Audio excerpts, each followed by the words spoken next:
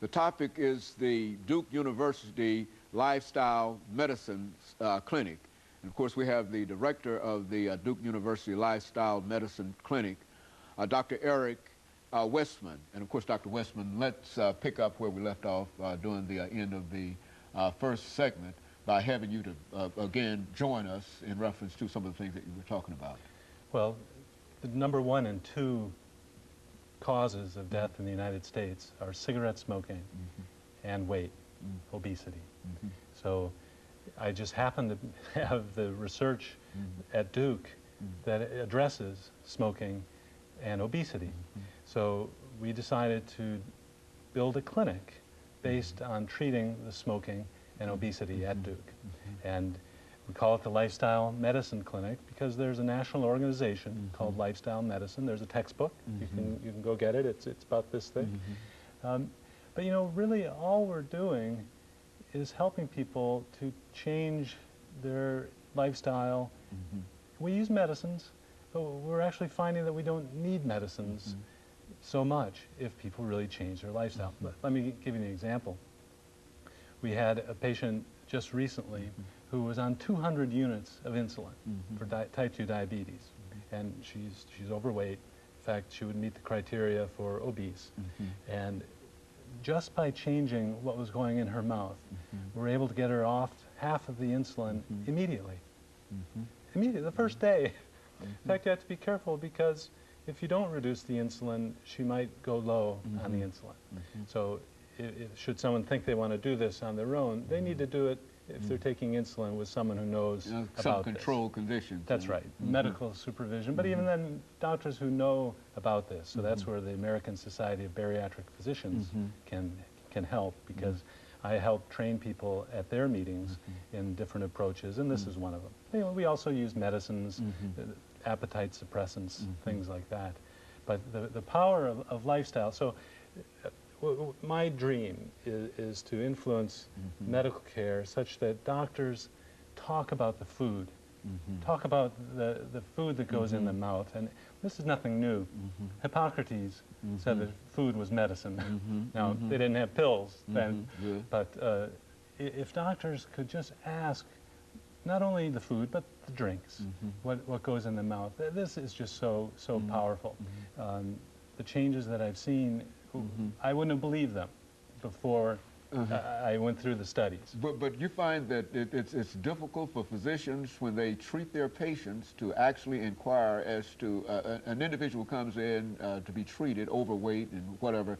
You mean physicians rarely think in terms of the diet that individual has? Is that what?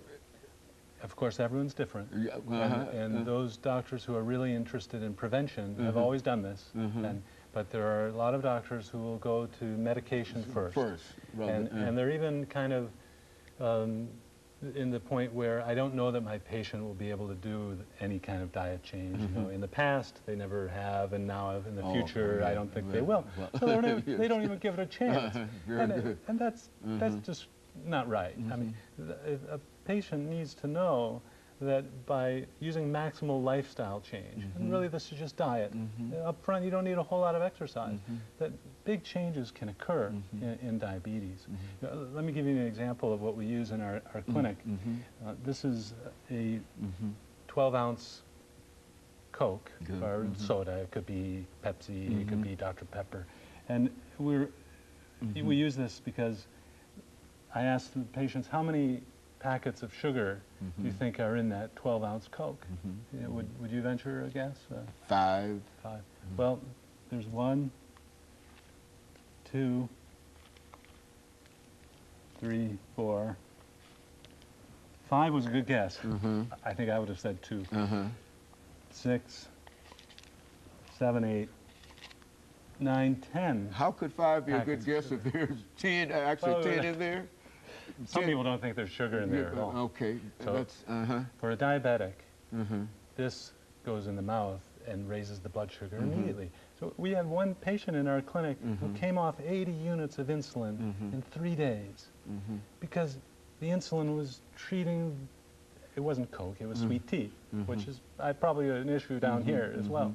But the sweet tea also raises the blood sugar. So in our clinic, we take time to explain this. And most doctors just don't have the knowledge. They'll send people to diabetic training. The reason that a doctor needs to do this is that it's as important as medicine. So what do you think about that? The dream that one day every doctor will go over the medicines and also the food and the drink. Do you think that's achievable? Well, to be honest, Doctor, I thought that that was the way that would happen. That would be natural if you've got an individual who's coming in who is obese, and you wonder how he got obese, you know, and that would certainly have to do with lifestyle and with diet or whatever, and et cetera.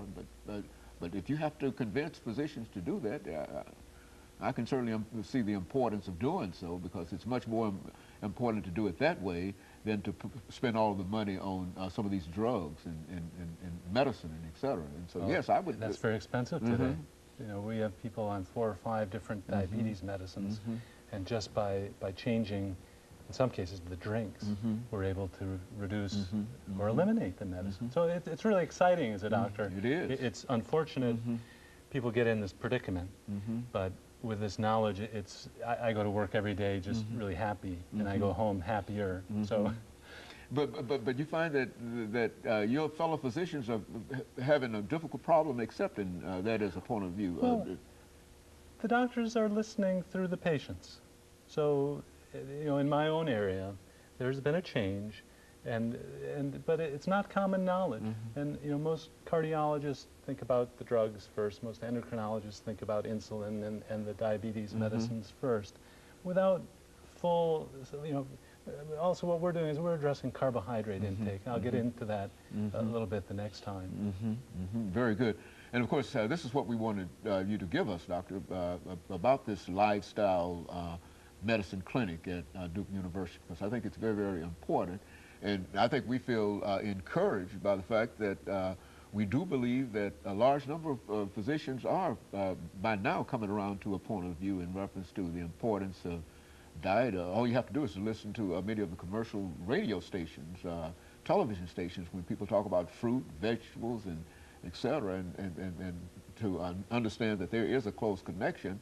And I would assume that a doctor who is not pointing that out to an obese individual really is not giving that individual, I believe, the best service. Now, I don't want to get on a soapbox in reference to this, because these are some of the things that you have to deal with, but I think that what you're doing now is certainly essential if what is happening as you are explaining it.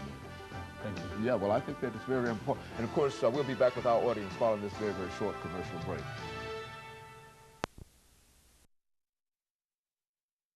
We're talking to Dr. Eric